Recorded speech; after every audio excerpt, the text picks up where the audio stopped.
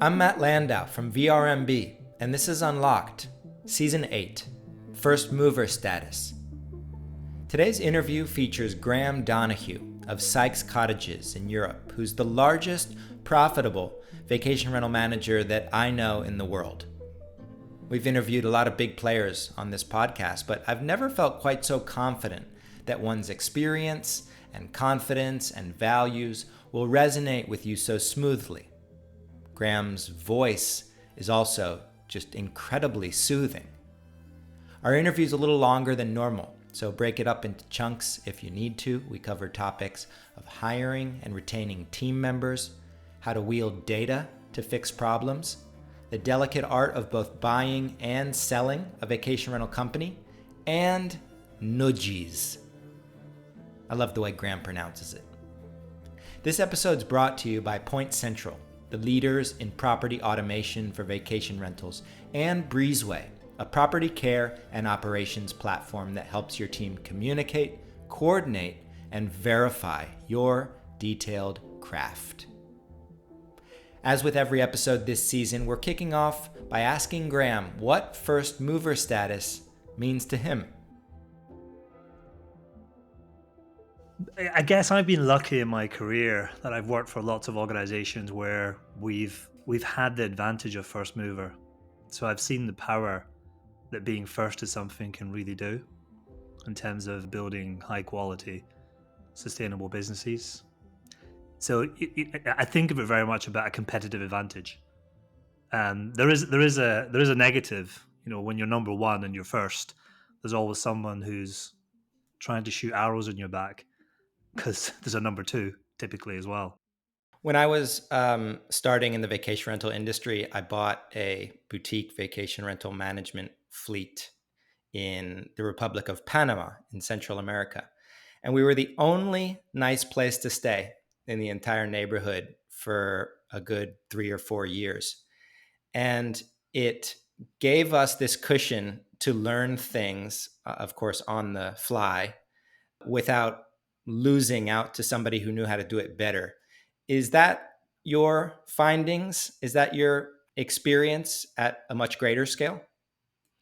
Yeah, I think that's pretty much what I've seen in my career. But I've also seen that certainly I've worked in digital and technology for 20 plus years. And things that I was able to do 10 years ago, I might have had a runway of maybe 1 year before someone else was able to copy us or catch us or latch on. Now I tend to think in competitive cycles of months. So 10 years ago, absolutely, you could test, you could learn, you could be more adventurous.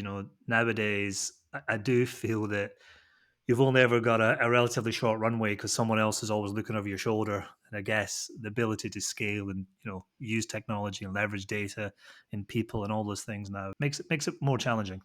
And I'd like to touch on a little bit later this massive influx of money that's coming into our industry that's accelerating all of that. But I'd first like, for those who don't know about Sykes, just to do a quick snapshot. So how many properties are under management right now? 22,500, and they're exclusively managed, which I think is a key point. Well, for us, it's a key point. And if listeners, you are like me, and after Graham paused after the word 22, only to follow it by 1,000, this is the biggest, at least profitable vacation rental company that I'm aware of. Are there any bigger? I mean, there's bigger property managers that have more properties. Whether there's bigger ones that make more profit, I don't really know, because a lot of those numbers are not disclosed. But we're certainly one of the largest. What's important? I mean, I used the word exclusively there. What's important for us is to our properties that we look after on behalf of owners are not listed or anywhere else, and we look after them exclusively. So we're very careful about the properties that we take on board. And you mentioned it, profitable. It still amazes me how many, how many vacation rental companies, don't really know or don't really think about making profit. I'm forced to do it because I live in the world of private equity. If I don't really make profit in the way that my business is run, I wouldn't have a job. So yeah, large and profitable. I quite like that balance. And you say we, how many employees does that consist of?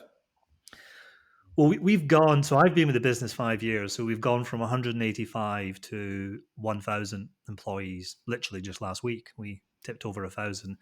And then on top of that, we have managed service contractors that we deal with, and our property managers that or contract consultants that go and look after, so you visit properties and onboard them. Those are all contractor employees. So seasonally, that may move up to another additional 300. So 1,000 full time employees more or less, and 300 plus managed service providers or contractors. I thought I had a lot of pressure on me when I had my business with 5 employees. Does this responsibility keep you up at night? Look, the trick I've found, I've been lucky in my career that I've always hired people that are a lot smarter than me. I tend to think of myself as a B category, and I hire A categories who make me look good. So we've managed to build a brilliant team, a team that really care and are passionate about the sector that we operate in and love the sector. So that's allowed us to sort of scale, and to sort of grow, and also to reward everybody as we grow in the success of the business as well. Having fun and enjoying what we're doing and rewarding people and making it really clear to people what our ambition is something that has allowed us to attract talent. And we're going to talk about your amazing team in just a second.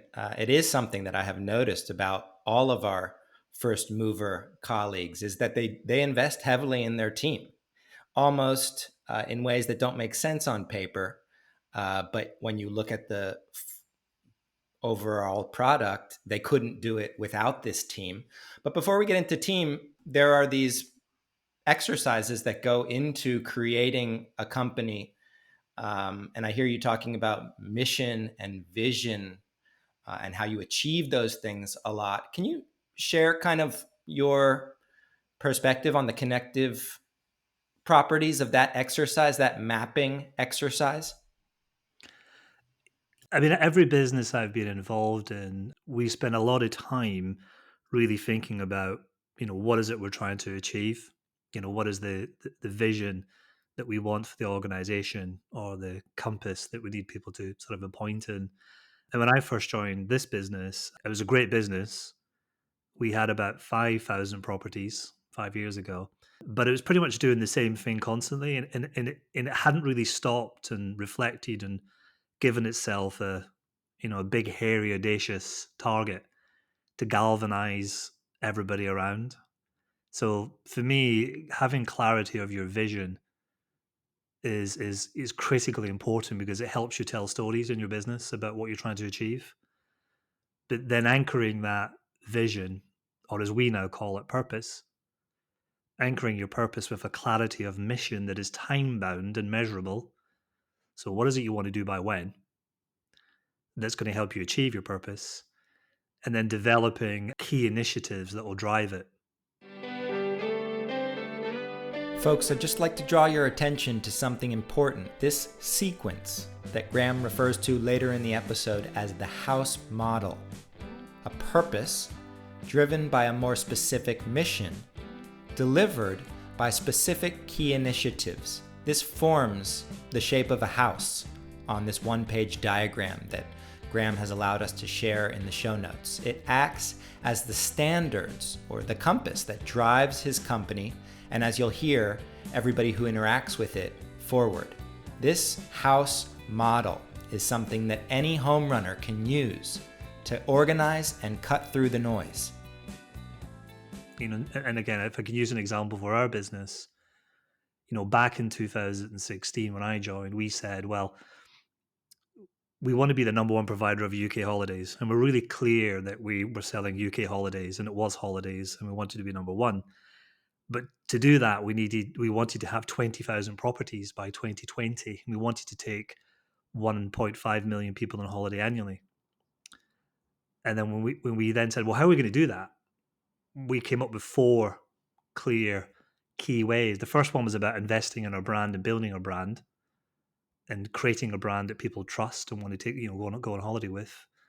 The second one was about recognizing that in order to get customers to travel with us and to buy from us, we have to have the best experience. We need to break down all the barriers and all the friction that may exist. And then the other side of the equation, well, if we have demand as in customers, we need supply. So how do we have all the best properties in the best locations that people want to stay in? And then the last part, probably one of the most important things we did 5 years ago, is we said, let's think about the business as a platform that can scale significantly beyond the size it is today, that allows us to leverage technology and data to deliver exceptional service. That, I guess, model of purpose, mission, key ways, underpinned by the values that you want to, drive and reward people on. That's the thing that we embedded, and then we just communicated it, and then we made sure everybody understood the part they were playing. We used a method called OKRs, objectives and key results. What is it I'm trying to do when to deliver a trusty brand or to deliver the best experience, etc. And then embedded it through the organization. And every year I would write a letter of intent to the business, a bit like Berkshire Hathaway sort of investor letter saying, like, this is my commitment as a board, as a CEO. This is what we're going to invest. This is what we're going to try and achieve. And we worked in those sort of a 3 to 4 year cycles. And then once we'd achieved it, we then came up with another one, and so forth. Is this something that a smaller company can do just as confidently? Like, do you Absolutely. know any smaller companies and that you could maybe give us some examples that don't entail being the largest or the best or the biggest? I think this model should apply and can apply whether you're looking after 10 vacation homes or 20 or 500, or the principle still remains the same. Knowing what it is you're trying to achieve, knowing when you get up in the morning, what are we trying to head towards, be that the 4 or 5 employees I have, or be that the contractors I use, or how I communicate that out, or when I'm looking to talk to the bank to get investment, or I'm looking to talk to venture capital. Having that model, I think, works. And it allows you to create that story and that sort of a narrative. So I sit on a couple of other boards, and mostly non-profit type organizations, and I use this model all the time. We've recently been helping an organization close to our head office, where it's a charitable organization, and they're very good at what they do, educating and helping young kids who maybe are not doing quite so well in school. And what they're trying to build a business, like a charitable business. And we've used the same model, in our volunteering days to help that organization. And it works. What is it you're trying to do? By when? What are the things that you need to do that, to enable it? And then set yourself some clear goals and measures and hold yourself accountable. And you can pivot and you can move away from it, but the model works. And how did you learn about that model in the first Uh, place? well, if you look at the last two roles that I've had, the role prior to this, I I was involved in running the world's largest price comparison website. So a big financial services and travel business, where when you talk about first mover advantage, I mean, we pretty much invented price comparison, and we totally disrupted the whole financial services marketplace in the UK. And we use this model. And our vision there was to say, we don't want to talk about profits, so we don't want to talk about revenue, because it's not that interesting to most people. But our vision was to help the UK save £1 billion a year, through the services that we provide, through switching your credit card or your loan or your mortgage or whatever it may be. And that was our vision. And then we had clarity of sort of a mission. To do that, we said, we need to be able to, build technology, create a platform, build a data platform, build an enterprise data warehouse, all those things that allowed us to scale. So we used the model there, and I've used it, several times before. So I didn't invent it. It actually came from a book called A Dream with a Deadline, which I think if you go onto Amazon, you may find it, or maybe out of print, or they're charging a large amount of money for it. But that book really helped us. I'm old and long in the tooth, and I've read a lot of things about strategy and so forth. But most strategy, I think, sort of fails because you're unable to execute your plan, and that's the death of most strategy. It's your plan through failure of execution. What this model allows you to do is to really think about the vision or the purpose, the mission, the key ways, but also then the individual elements that are required to execute, to deliver. What is it you need to do by when, and how do you embed it in the organization? And then you build a framework around it about monitoring it, about steering it, about making sure you're on track. I mean, I can only speak from my experience. It was a light bulb moment in our organization where people said, I get it. I know what we're trying to do here. But most importantly, I know what my job is and how I'm helping deliver the mission and the vision.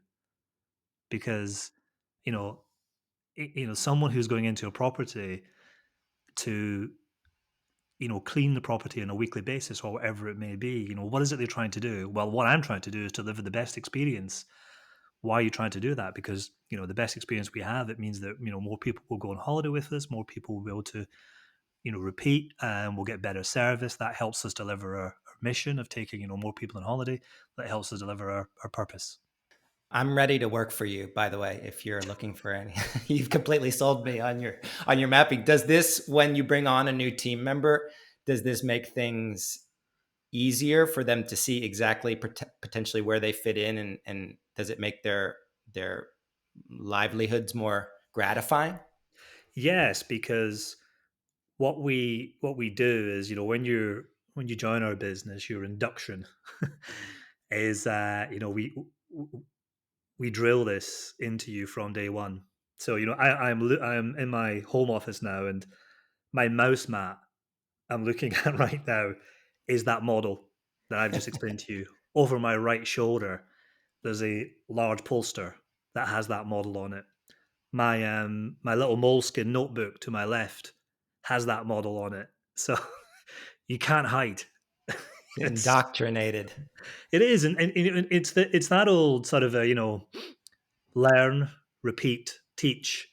You know, Mm. just, and I'm not sure if that's the right order, but clearly you have to learn it first. But that's how we embed it, and then the final part, and one of the most important parts, is then reward, because it's the usual. It's amazing what people do if you build it into their objectives and you reward them against it. So if you look at our bonus structure, say of our employees, at least 50% of all of the employees' bonuses are linked to the objectives and the key results that they're required to deliver to hit this model, and to net promoter score. Now, the reason we linked it to net promoter score is we found that was the one measure out of all the measures in the organization that if we moved it higher at a customer level, if we moved it higher, it moved about five or six other different metrics in the same direction. Is it asking people if they would recommend your service to a friend? Yeah, exactly. So, we think the moment of truth, that's the language we use, is you go on vacation, and the day after you check out, you get a notification that pretty much says, would you recommend this to your friends and family? And you obviously can be a promoter, a 9 or 10. You can be a detractor, or you can be a sort of a sort of a passive sitting in the middle. And our net promoter score as a business is 71. And to put that in some context, about 40% of every one of our bookings that depart with us complete our net promoter score when they leave us. But what we then do, and I think coming back to the first mover advantage, one of the things that we do, and I haven't seen this elsewhere, if you're a detractor, so let's just say you didn't have a good time for whatever reason, we don't just get that data and go, yeah, okay, that's unfortunate. Sorry about that. We have a team that we've employed, and it's grown massively over the years, and their sole job is to follow up on that detractor and to understand what went wrong and how do we make it better. So they're closing the loop on the net promoter score to try and improve it. Um, Another example I can give you, and I think this is also a first mover advantage. When you download our app before you go on holiday, so in excess of, I think it's about 60% of our guests now download the app before they go. There's a notification in the app after you've slept in the property for the first night, and it asks a very simple question. The question is, "How did you sleep?" Mm. And you've got three faces on there. You've got a very happy face, and a sort of an okay face, and a very unhappy face. And clearly, if something's gone wrong and you're unhappy, it creates a workflow as soon as you push that notification back into the operations team, and they'll try and resolve an issue for you whilst you're in property to try and make it better. Mm. And so it's this idea of sort of using the insight and the data, and that's why we embedded it into people's bonuses, net promoter score, because we feel that if we can keep driving that number up, we know it leads to improvement across many things. We actually did an exercise to prove what 1 point in the net promoter score does to the profitability of the company. And I won't share the data with you. And the reason we had to do it is because the private equity owners, or the majority owners of this business, were saying, "Show me how it works," and it does work. And I think our net promoter score, which is a true read of services, is one of the things that I'm myself and the team are very proud of. But we bonus everybody on it. And you mentioned you have an app. Your technology stack, is that something proprietary or do you use a separate property management software and a separate third party tools? No, so we have about 200 people in technology, and when I say technology, what I mean is back end technology, product. So most of the front end, including app, and then data and analytics. So there's about 200 people in those sort of three buckets. Everything we pretty much have is proprietary, apart from Salesforce.com. So it's a CRM system. We decided that Salesforce could probably do it better than us. Pretty much everything else we've bought ourselves. So our property management system is entirely our own. But because we built this model I'm explaining to you, and we said one of the pillars was platform, it forced us to really think about what are the Mm. products that we can build to enable us to deliver this mission and this vision Over time. over time. And so one of the first things we did is we said, well, let's think like a technology company that really is a holiday company, but we're using technology to deliver exceptional service blended with the human capital we have our people. Because technically we're never going to be able to compete with some of the big platforms out there, but because we use our technology but we also blend it with our people, it's this balance of the two is what makes us quite special and quite unique, and builds a bit of a moat and a defense around our business. So one of the first things we did is we started building and creating our own products internally that would make it easy for us to scale the business and for people to do the jobs. The first thing we built, the very first product we built, was our own bid management tool, because we were spending tens of millions of pounds a year with Google.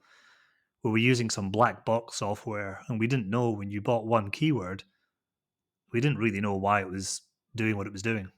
So we built our own bid management tool, which we call BidPro, which was an ROI driven model, i.e., we spent £1 or $1, and we needed a return of 1.5 coming back. And so we built that and scaled it, and it was incredibly successful, and it allowed us to actually spend less money with Google, but actually be more efficient in terms of what we're doing. The second thing we did, and this was real scale, is we then recognized as an industry that most of the industry in the UK 5 years ago, most people still had brochures, and brochure pricing. And Hmm. what that meant is you had 52 weeks a year in a calendar where you had some pricing. And it was a supply constraint market. There was more demand than there was supply, and no one was really utilizing what I had seen in fast moving consumer goods and supermarkets, etc., around proper yield and revenue management. So we built a product called Prism, and what Prism allowed us to do was to move from brochure pricing, completely, to this idea of everyday optimal pricing. So to move from not making many price changes a year to making millions of price changes a year based on predictive modeling in terms of how well we think properties are going to sell. So each property has its own unique booking curve and revenue curve. Um, and there's a lot more of these that I could sort of go through in terms of how we thought about it. But the principle is, because we thought of ourselves as a technology led service company that wanted to scale, we started thinking about what are problems or opportunities that exist in our category and the service that are being underserved, and how do we just do them simply better than everybody else? And I strategically, I sort of buy into this model of first mover advantage is brilliant, but it's not always easy to find the thing to be first mover advantage. But you can also be simply better at many things than other people, and the cumulative effect of all those things together builds like an economic flywheel for your business. Mm. That if you get it working, it's very powerful, and it's not it's almost harder to replicate than a single individual item, as in a first mover advantage, single individual thing you're doing. If you're doing 7 or 8 things and you're just doing them so much better than everybody else, the net effect of that, I think, is very powerful. And that's sort of how we approached things. How do you deconstruct your whole business model end to end? And then how do you think, well, how do I do marketing better? How do I do, service better? How do I deliver a better experience for our owners? Um, how do I have better, retention of owners and of guests? How do I provide added value? And you just, and so forth. And a website is another good example. Today I can tell you we're running 138 concurrent A/B tests on our website, and we're just constantly looking for all those marginal gains, looking for all those improvements. Because I need to grow my conversion this year by 27%, because that's the number we have on our plan. But we'll have 50 million people visit our website this year, and you think, how the hell are you going to grow conversion by that amount when you've got that many people? And it's because there's still less than 1% of people who visit the website. There's a lot of untapped opportunity. Mm. And by running, lots of continuous improvement and running lots of A/B testing and looking at what other people do, other platforms do, and learning from them and copying them and applying those tests, you can scale. Before we move into data, because I know that's a big part of your life, um, a lot of our colleagues are struggling with finding and keeping great team members, and I'm sure it's different depending on where someone lives or the size of the company or the benefits that can be offered. But what do you look for when you are seeking a new Sykes team member? I think the most important thing for me personally, I mean, again, I don't do quite as much hiring as maybe the rest of my team do across the organization. I mean, I have 124 roles outstanding today, to give you an idea. Um, Personally, I'm always looking for cultural fit. I'm always looking to sort of hire someone who is intellectually curious, has done their homework on our business, and has the right cultural fit. And then I believe we can teach them the other things around the skills and various different things, or what we specifically need. I guess if it's a subject matter expert in a particular field, then it's slightly different. If I'm looking to hire a data scientist, as an example, um, Enthusiasm will only get you so far. Exactly, yeah. So, there I'm more looking for, that creativity, that spark, that innovative, and someone who is going to sort of push us and make us maybe a little bit uncomfortable. Um, so it depends on the role effectively. I think what we're finding in our organization is um, people want to work for companies that are interesting, that have strong values, that measure those values, and that go beyond just paying well. Mm. So we think a lot about our footprint as an organization. We think a lot about you know the community that we can support. We think a lot about the environmental footprint. We think a lot about learning and development, helping people become better versions of themselves. How do we provide that support? And it could be financial support, to do anything from an MBA through to a PhD, through to a professional qualification. Um, we're very big on fun in our business. It's not not a word I use that often as a CEO, but we definitely are very big on fun, because you spend so much of your time um, working.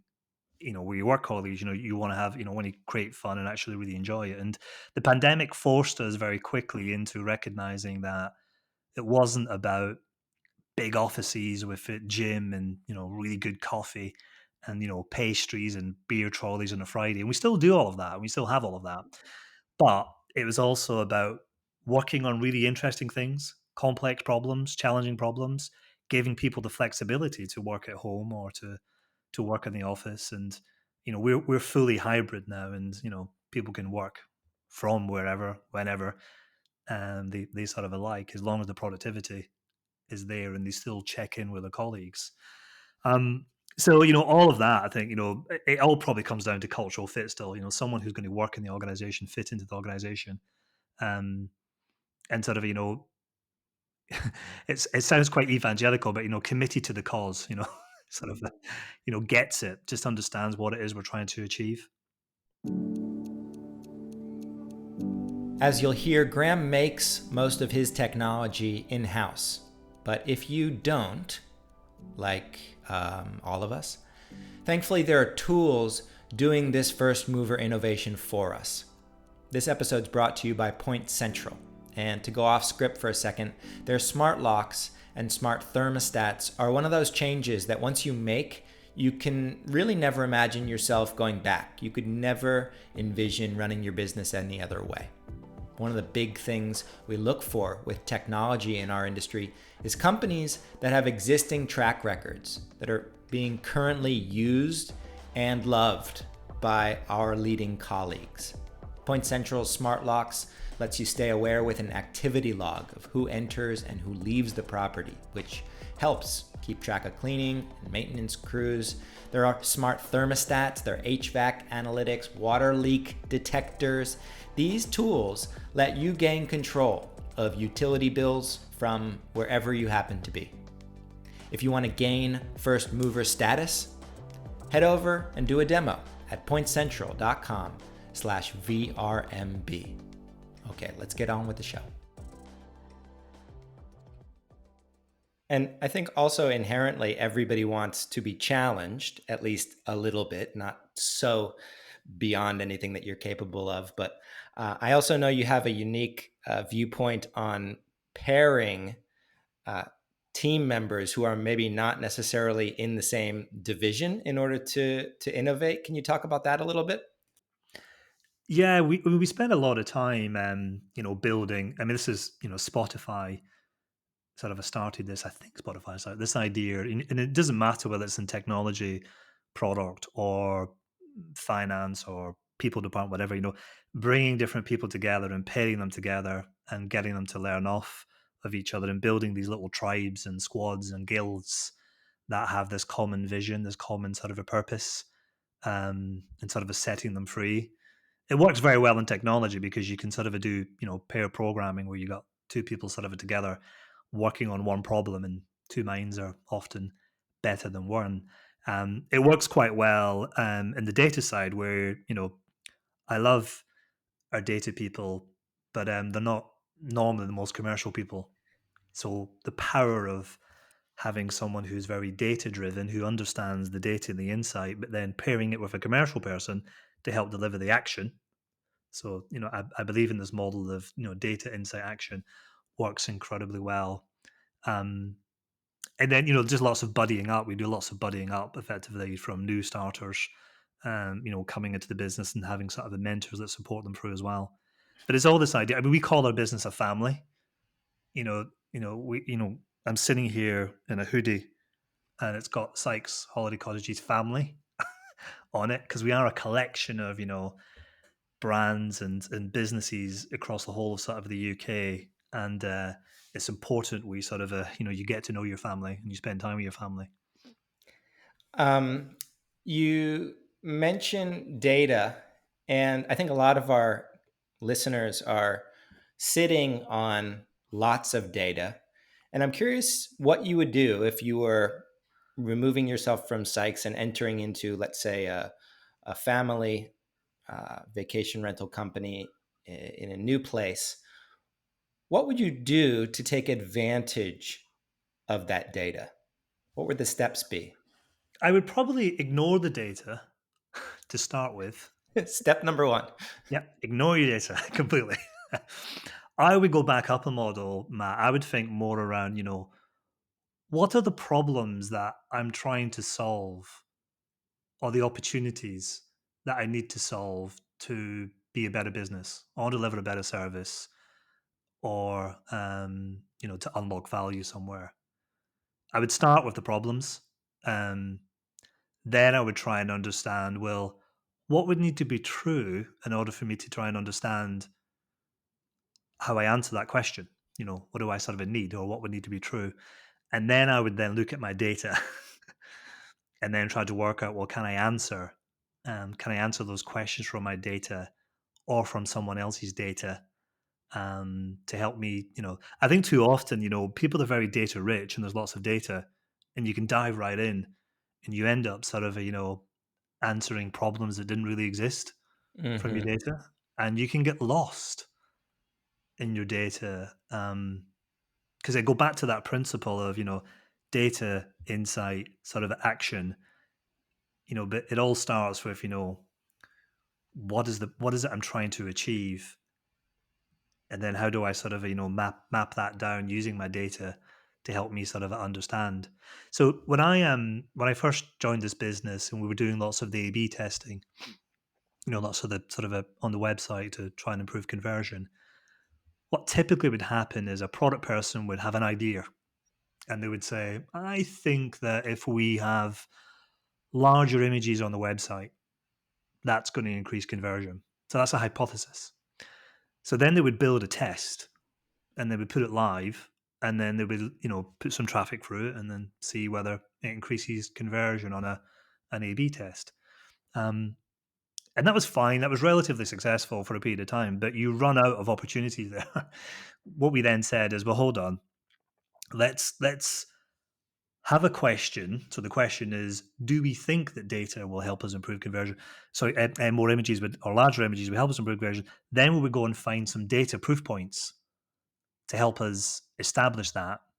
Then once we had some data to back up the hypothesis, then we would go into the test.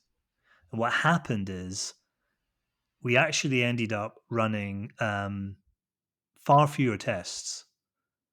So the actual, velocity of the number of tests significantly decreased, but the actual success ratio of tests and the conversion improvement was significantly better, because we had a problem. We tried to back it up with sort of the data, then we went into the solution, as opposed to sort of just jumping into the solution. I don't know if that makes sense to you or not, but Yeah, it it's does. In fact, I'm going to try to apply what I've just learned over the last 30 minutes to the example that you gave us with the how did you sleep last night? So, would it have started off with our big goal is to host all these families for them to have amazing experiences? Drill down a little bit. What is our problem? Well, there are some people who didn't sleep well on the first night, which ends up tarnishing the entire stay, to then create some kind of, that's the insight, I think, to then create some sort of process or action items around it. Is that kind of your model? 100% spot on. So, Okay. what was fascinating about that exercise is, look, this wasn't about asking people whether they had a comfortable pillow or the bed was lumpy. Or it was the whole idea of, how did you sleep last night? It's just this, how's it going type thing. And what we discovered quite quickly is when we were getting negative feedback, it actually wasn't much. It wasn't really anything to do with the property or the cleanliness or the maintenance. It might have been like, oh, traffic was terrible. We were late. We were stuck on the motorway, or kids were screaming in the back. We ran out of Haribos. We got all this information that was sort of that people didn't really have a good night's sleep and were a little bit unhappy, but there wasn't a lot we could sort of do to influence that. And then we, because we initially thought, without understanding more about it, we were doing something wrong, but there was nothing we could influence. But then there was some insight where there clearly was things that we could do, and even when we couldn't fix that problem in the property at that particular point in time, the act of asking the question and intervening always led to a better net promoter score. Mm. So, because we cared, and we were trying to sort of help, that's sort of how the model worked. So, you know, you had a hypothesis. We sort of tried to test it out. If we had lots of negative feedback, we could have thought, oh my god, there's a big problem here. But it wasn't as big a problem as we thought. There was some things that were issues, and we could deal with that. There's some things we couldn't really fix, but we still ended up with a better outcome. So yeah, I mean, I would say to everybody, don't jump in feet first. I mean, please use data, because data is incredibly powerful. But use it in a force for good in the right way. don't just uh, don't just collect data for the sake of collecting it. And I did want to touch on this strand of your DNA, which is community involvement, because I'm starting to think that a vacation rental company that's involved in its community um, is a first mover in a lot of ways, because so many people don't do it. And I recently saw this headline. I have it up on my computer here. Whopping 26,000 pounds raised for Teenage Cancer Trust by Sykes Cottages. So I'm curious how this incredible headline, congratulations to everybody on your team who contributed to that. How is that kind of a microcosm for how you view community from a business case? So I think it goes back to your question around talent and maintaining talent and looking after talent. I have a lot of what we would call Generation Z, you know, people who work in organization, particularly my marketing department, which is like 70, 80 people. These people really care about the footprint the business has and how the businesses start thinking about giving back. And we we also recognize that we're in a really privileged position because we're large, we're profitable, we have huge amounts of human capital that are experts, and we believe as an organization that businesses that do good, that recognize this balance of triple bottom line, as in people, planet, and profit, are businesses that are just going to do better. And there's a huge amount of evidence to support this. So we're in the process now, Matt, of going through the B Corp assessment process. I'm not too sure how familiar you are with B Corp. But we're in the process of going through at the moment, and I started this journey thinking we've got a great business. And we started to go through the B Corp assessment process and realized that there's just lots of things that we just don't do very well. Right. And it was a bit of an eye opener. And there's a lot of unconscious bias that goes on that's quite disappointing in the organization. So when I go back to this idea of purpose and mission and the key ways, we've just introduced a pillar. When I talk about those pillars, things you have to do, we've just introduced this idea of an impact pillar in the organization. The impact pillar is about saying, let's set ourselves in the same way we set ourselves really big goals around NPS, around the number of properties, around satisfaction, employee engagement. let's set ourselves some really big OKRs, some big goals around how we just become, a business that really thinks about beyond profit. And so we set these measures, and unsurprisingly, we then bonus people on it, as in, it's fed into people's objectives in terms of their OKRs. And this is not a reason to do this, and please don't. I hope none of your listeners think this, but I can tell you for a fact that businesses that operate and think like this are generally more valuable to investors, and actually are now being hunted out by people who want to work for businesses who think like we're thinking. And I believe customers and owners in particular are more aware and more conscious. So we went out to our owners and we said, we would like to take 1,000 underprivileged families on holiday free of charge each year. Can you help us? And the response is overwhelming because, we've got the properties, they're there, they're not full all the time. And we know there's lots of families out there, who may not have the means to go on holiday, but holidays are about creating memories. Memories create this magic. And if you've got a family who are struggling, or God forbid, a family who are got a child who has an illness that will shorten their life in some way, the ability to create these memories is incredibly powerful. And we feel really privileged as a business that we have the ability to try and leverage that. And if you think about stakeholder management, investors, this is a good thing. Employees, this is a good thing. They care. Customers are definitely care. Our owners care. And the planet cares as well. And from this B Corp process, is there anything that you've come across from an actionable standpoint or a niche that jumps off the page to you like, oh, wow, my vacation rental colleagues would love this, probably just haven't thought about it just yet? I mean, there's lots of things. So we score very highly on things like governance. That's one of the criteria you'd expect that problem was. But I'll give you a very simple example. For me, diversity and inclusion. So really thinking about our business as an inclusive employer. Now, I would always say, open to everybody. Everybody can join us. It's really about the cultural fit, and finding that sort of a talent. But when you step outside and you get someone independently to audit how your business is, what it looks like from the outside in, how your job adverts sound, how your TV commercials look, how the images on your website look, how your careers website look, it's quite an eye-opening moment when you think, okay, it's maybe not what we are and what we feel, but we're not giving the right image in terms of what we really should be thinking about, and we're potentially putting up barriers for being an inclusive employer. I guess the other example I can probably give you is really around just recognizing, you don't have to do this maths and know that it will be a big number. If you're taking 2.4 million people on holiday a year, you're cleaning a lot of properties. You're using a lot of cleaning products. You're using a lot of detergent, using a lot of very different things. How do we help educate all of our suppliers that we work with and so forth about the impact that can have if we don't think about it more sustainably? So there's an educational role that we play to our owners and our suppliers, etc. And then there's obviously a role that we can play in terms of how the business is perceived externally as well.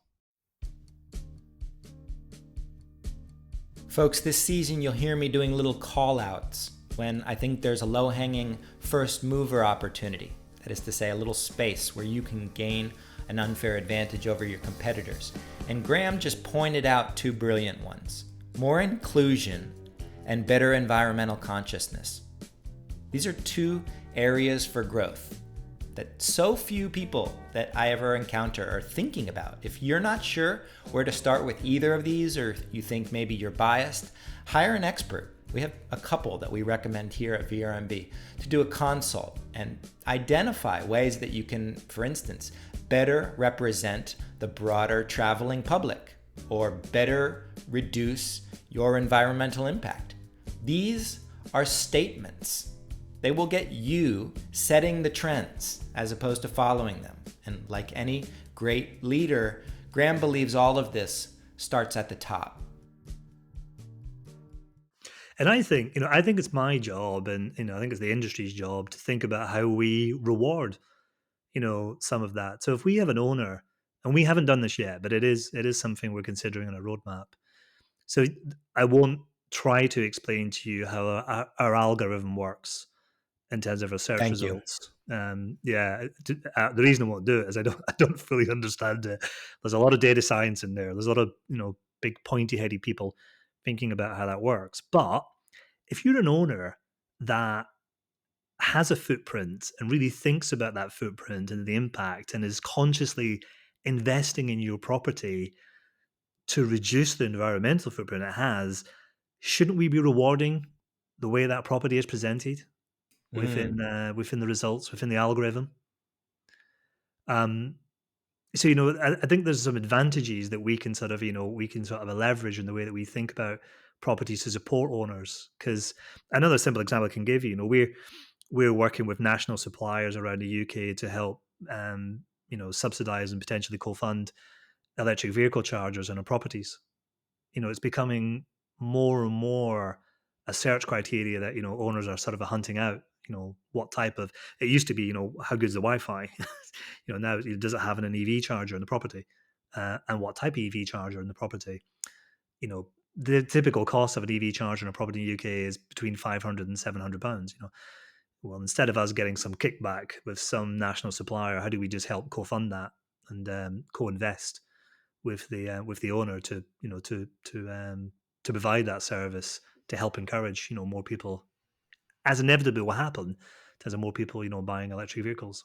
In terms of growth, there's two things that I think make Sykes really interesting. And the first is acquisitions. Can you walk us through your internal discussions when identifying and approaching and ideally acquiring another vacation rental management company? Is there a method that you use for that process? Unsurprisingly, yes. So, You so probably have an entire blueprint based around it. so listen, I go back to the house model, as I call it, in the side, the purpose, the mission, and then the key ways. So one of those key ways was, we need to win with owners, and we need to have properties in all the right locations to satisfy our demand. So when we built that model and we said back in 2016, okay, we've got 5,500 properties. Um, there was a business plan I looked at and it said, let's get to 10,000 by 2020. As a management team, we said, well, that's a nice number, but why don't we double it to 20? The only way we were going to get to 20,000 properties was to balance this organic growth with acquisitions. So what we did is we the question we were asking is, how do we scale and how do we grow? So I go back to my problem I'm trying to solve. We then went to the data we had and we said, where do we have excess demand today and limited supply? And so we modeled this and then we said, okay, well, who has the supply? Who are the property managers that have all the best properties in this part of the country, etc. And we identified them, and then we went on what we would call an origination journey. I mean, it started off me handwriting letters, which I thought was a nice touch back then to the founders, and sort of saying, please, can I come and meet you and tell you why I think your business is amazing and you can join our family. Asking them for permission to even present them with a offer. Yeah. Yes. Yes. I mean, what I recognized very quickly and early on, and I think this is the same in the US when I've met a lot of property managers. There's a history, there's a legacy. Many have been doing this for years. Um, a lot of businesses have been passed down to families and generations. So so I don't want to be the arrogant sort of the guy with a sack full of money who thinks I can just buy you, because it's way beyond that. It's not about, okay, value is important, but it's about respecting the business that you're going to acquire. It's about being able to communicate to these owners how we're going to look after the properties, what we're going to do with the business, how we're going to look after the employees, how are they going to be able to go into the supermarket, the local supermarket, and keep their heads held high. So we were very respectful of the role that we would play, and actually asking the right and the permission to come and have a conversation. And it was a pretty much a, I'll come anywhere, anytime, you know, to meet you, that thing. So we did this, and we found a few businesses early on, and we were successful, and we agreed a price, and in both those situations, the owners moved on very quickly. But we respected the businesses, and the plan that we outlined to those owners is the plan that exists today. We still look after those businesses; they still exist, the brands still exist, the people still exist. What we did is just brought all of our tools and technology and our demand to provide the owners with more bookings than they had before and a better level of service. And so we've repeated that over 20 times in the last 4 years, let's just say. And every time what we're trying to do is to find, great businesses, great properties, great locations, and create value. The most important question we ask ourselves internally is, how can we make this business better? What we don't do is just buy businesses for the sake of acquiring them and collecting them. We have to make them better. And when we measure better, actually, we're really thinking about how do we make them more valuable.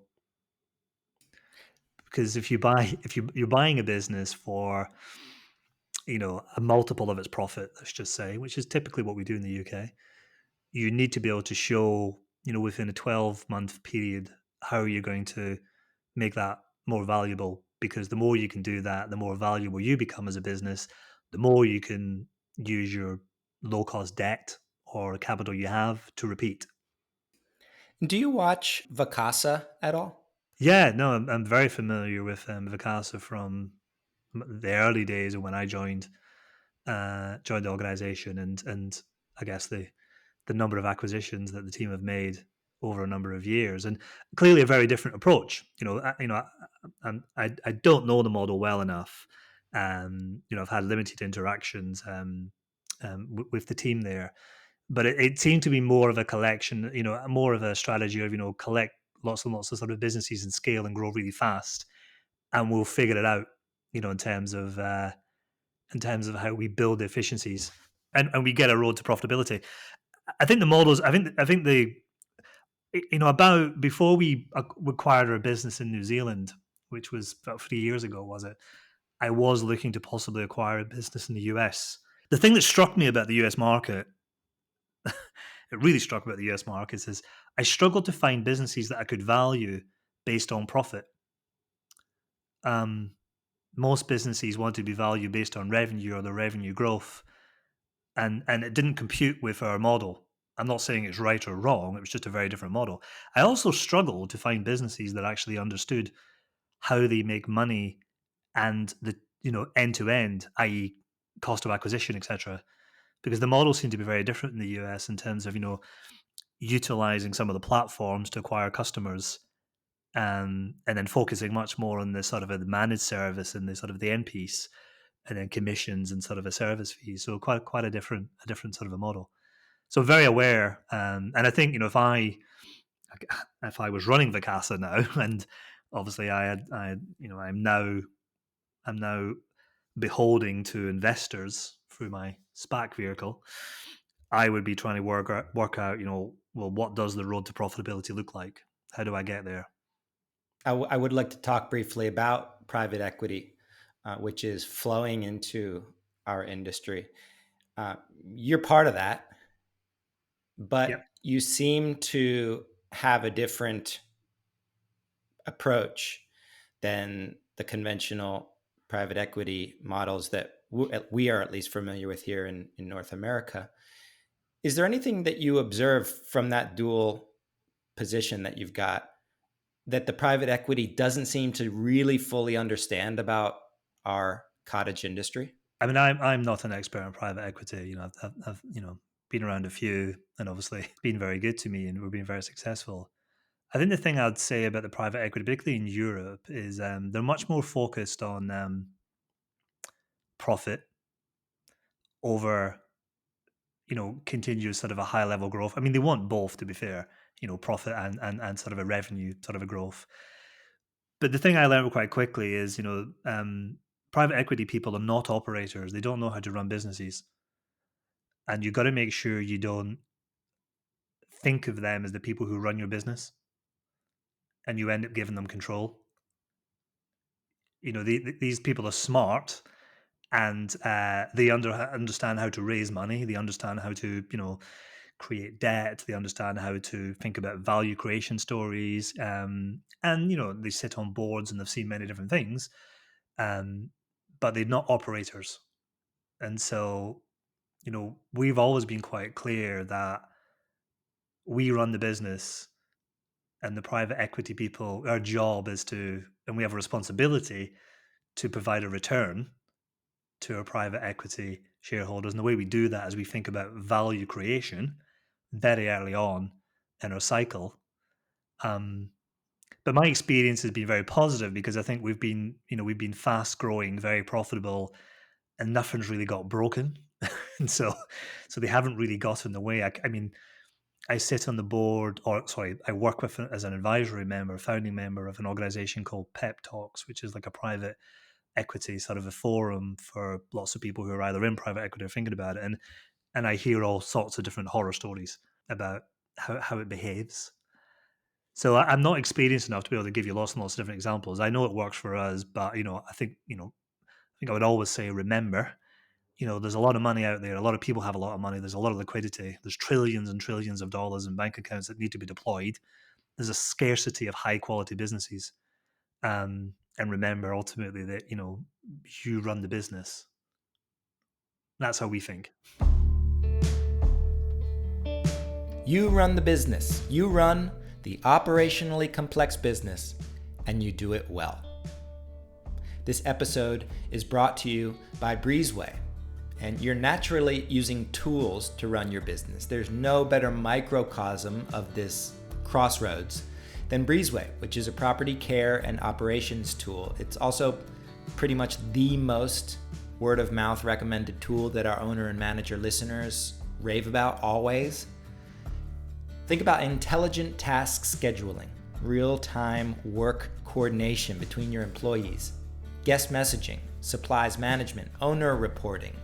I could go on. The features of Breezeway come out in all different forms, and no matter the size of your business, having more efficient communications with your team makes your business, your operationally complex business, run more smoothly.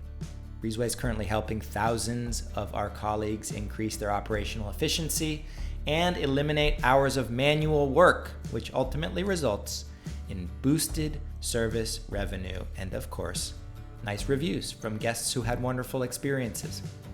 Head over to breezeway.io/VRMB for a demo, and if you decide to use them, they'll also waive your implementation fee of about $1,000.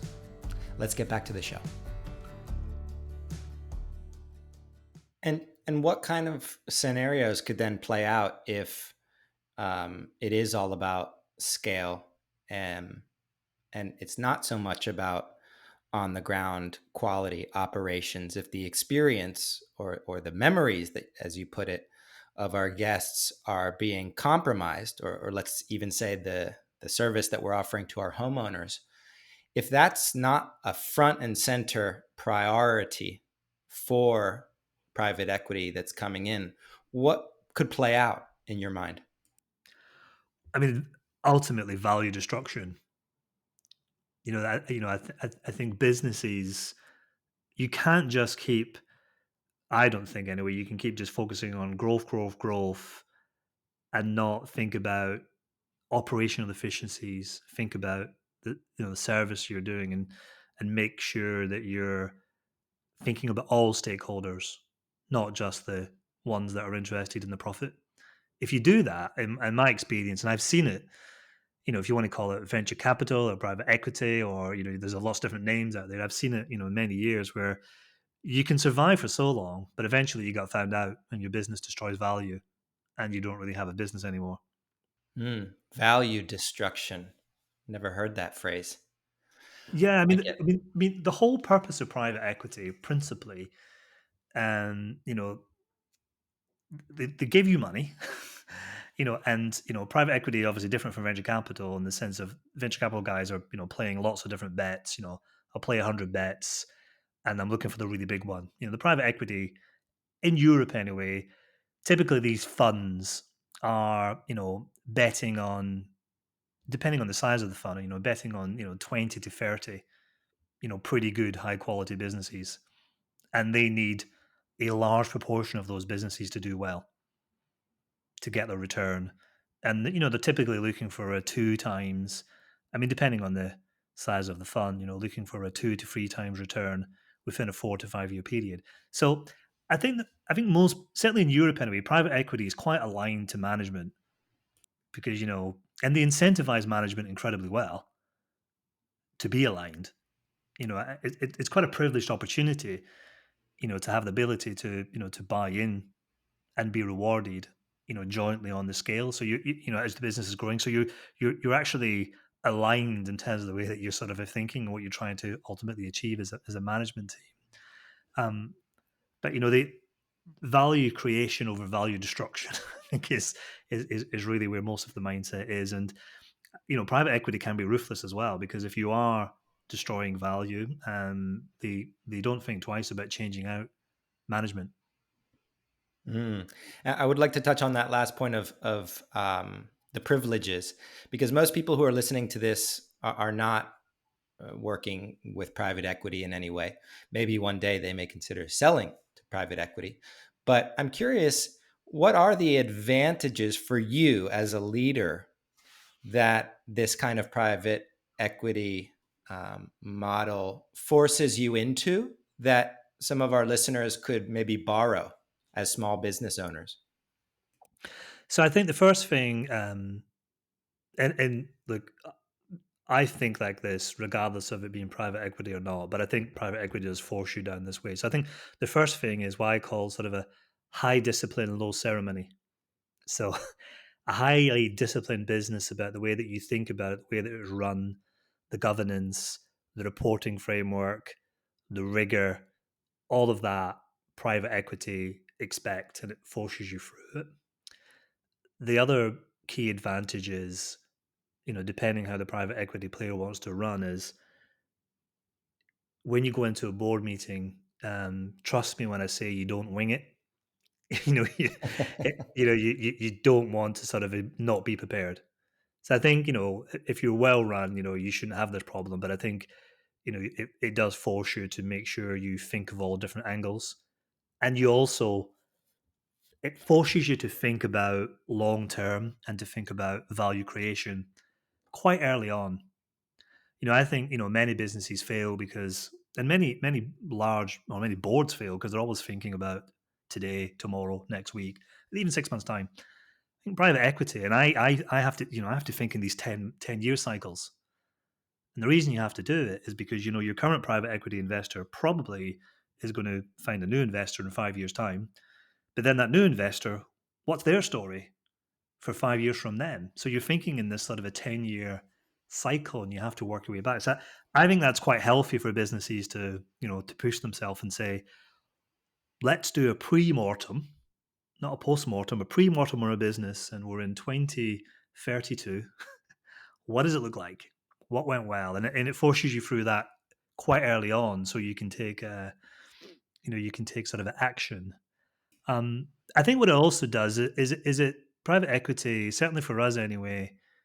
I've always been brought up, from like a young kid almost, where debt is always felt a little bit wrong, and I've always tried to avoid debt, apart from mortgages. I think what private equity does, and it did for me anyways, it got me quite comfortable with raising debt and taking on debt and using it for good, i.e., acquiring other businesses. Because we would never, without private equity sort of pushing us, I don't think we'd ever gone down that route. And I guess you're learning from the wisdom of their experience of saying, look, I've done this 30, 40 times before. You're a very profitable business. As long as you don't leverage yourself too much, you can borrow against the equity or the profit that you're making. You can take on some debt, And as long as you're very disciplined in what you're buying, creating value, and you're very good at executing it and integrating it. So I think it forces you through that as well. And so it can be incredibly rewarding. I think where it goes wrong, if I can flip it, is literally when you don't do any of those things. You don't think about long term. You're not prepared. Um, you're you're hiding things, because you're managing the board and the investors. You're not running the business. Mm. But So is that demographic, would you say, the independent owners and managers who are family owned and operated, is that potentially a blind spot? Is that something that can get us into trouble when looking at this new flow of cash? I think so. Yeah, I think you have to be careful. Don't be too seduced by. I mean, I am astounded, Matt, at the amount of money that's swashing around in industry. I mean, it's the multiples of businesses that are being talked about.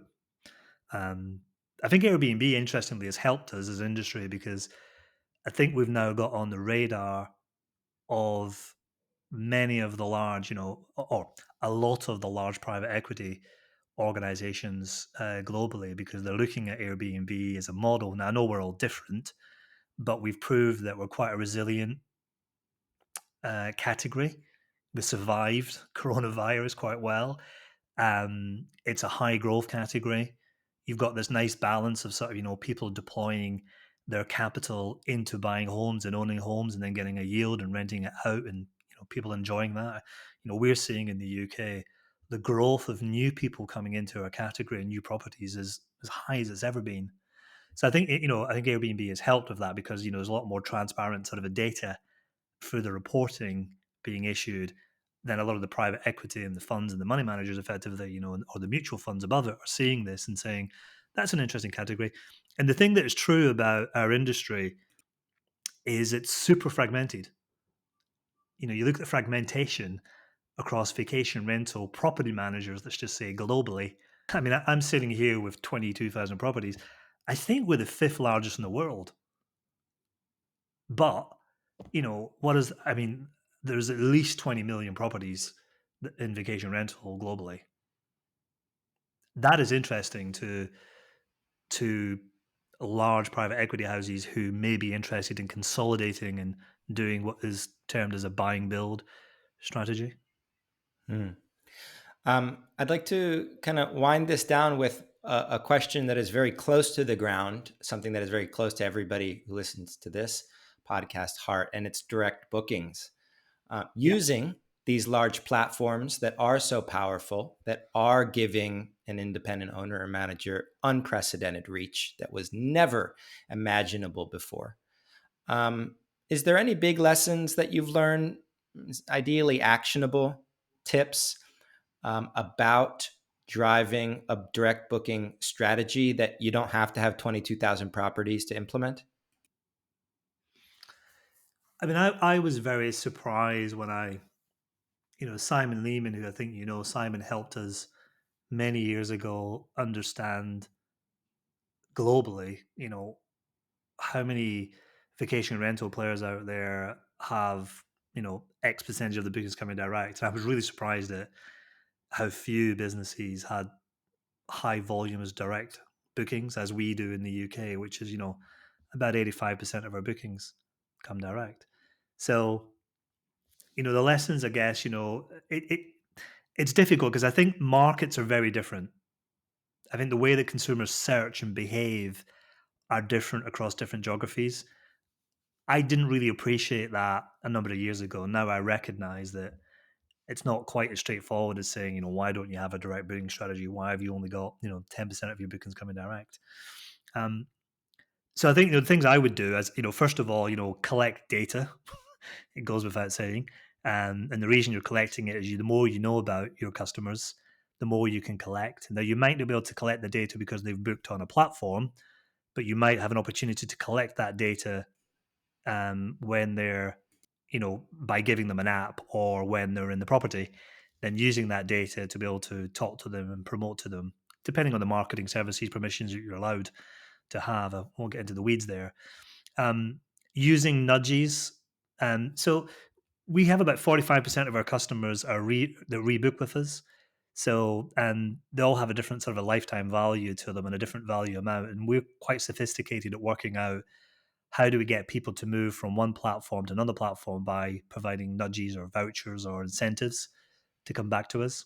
Through using CRM tools or loyalty programs. I mean, I think we might be one of the only vacation rental players that has a loyalty program.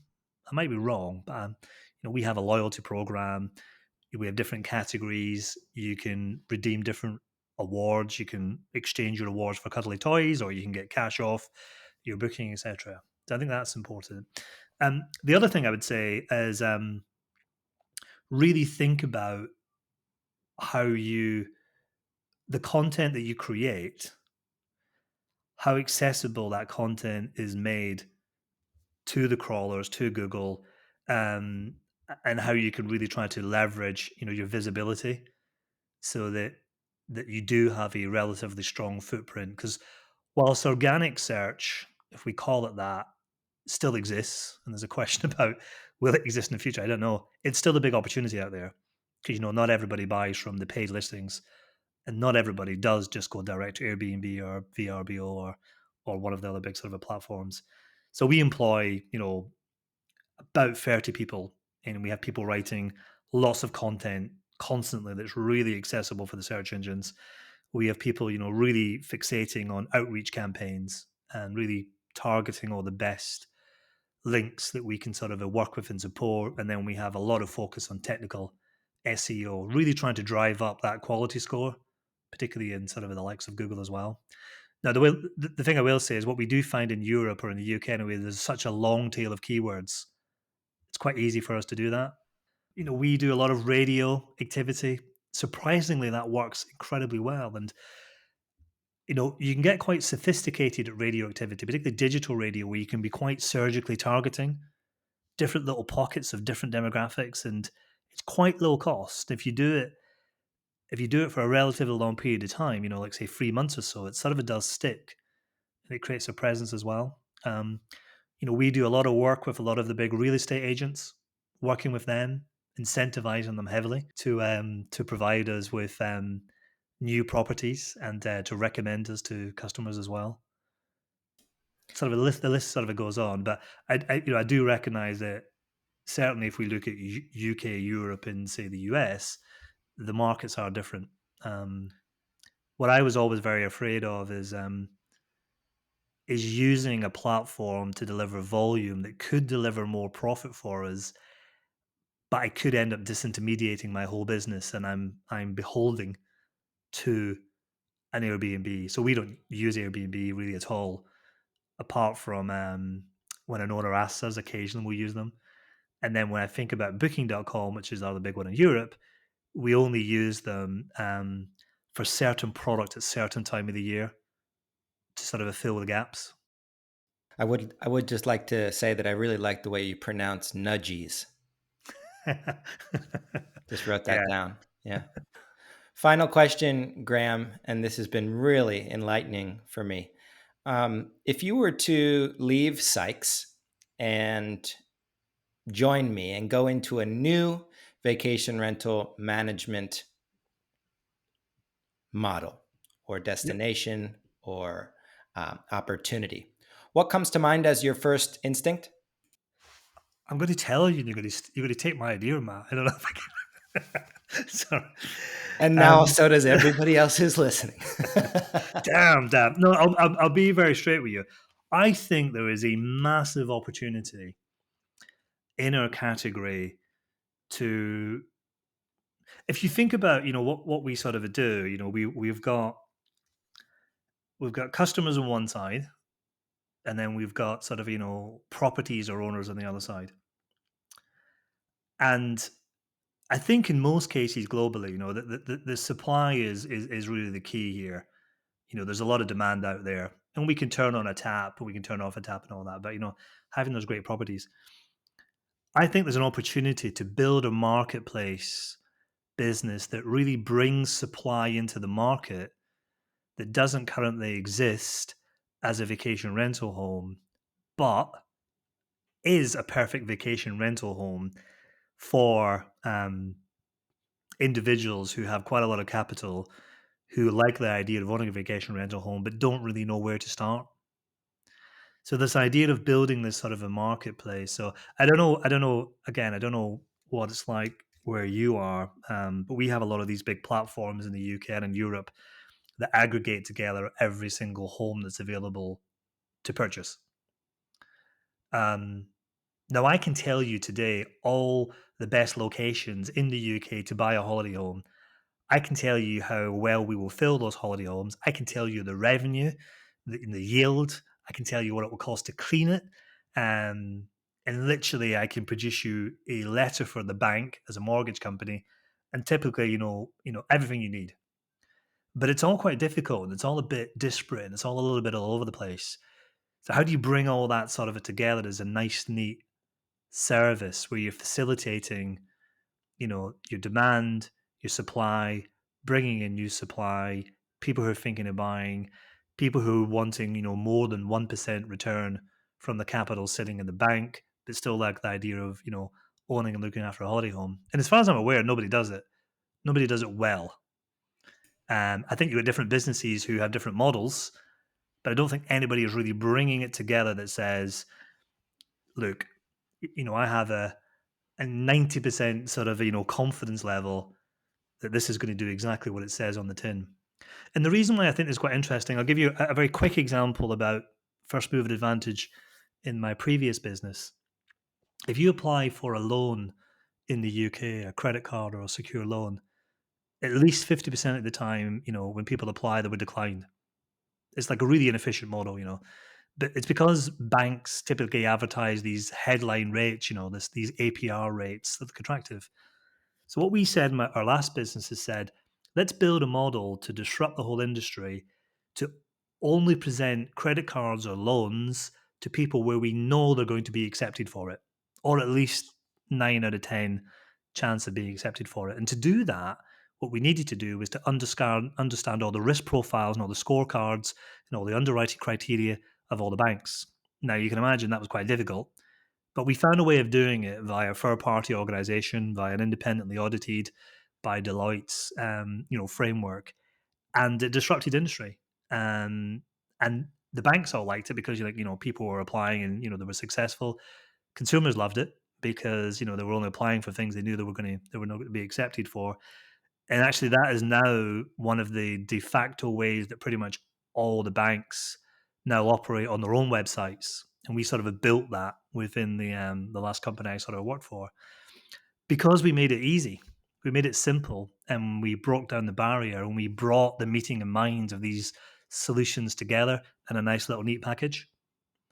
If that makes any sense to you, Matt, but I think that's a really interesting opportunity. It does make sense to me. I'm not sure that I will be able to do it.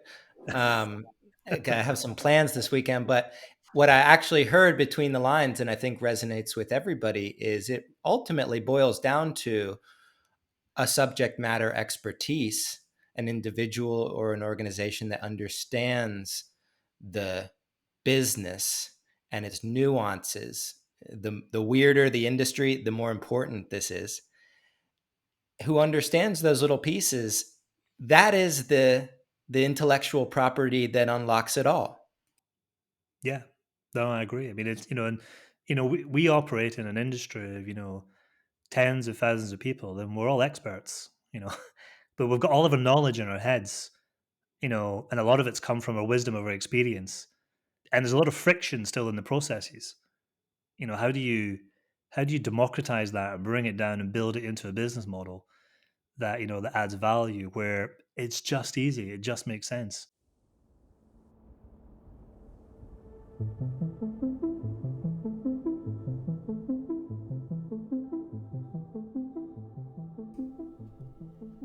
Wow.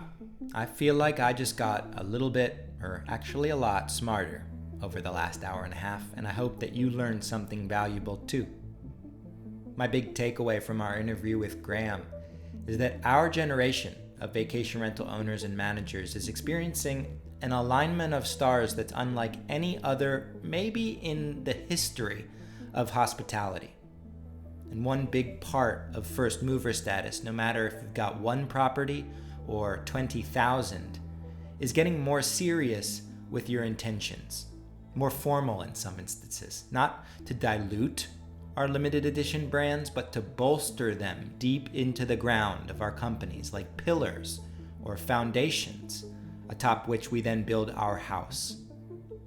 I've attached Graham's house model, which is exactly as clear and brilliant as he describes it in the show notes. And if you resonated with our conversation today, consider joining our private VRMB community, where for a modest monthly fee, a guild of over 1,000 of the most thoughtful vacation rental professionals in the world will support you through your growth process. You can register at vrmb.com/membership.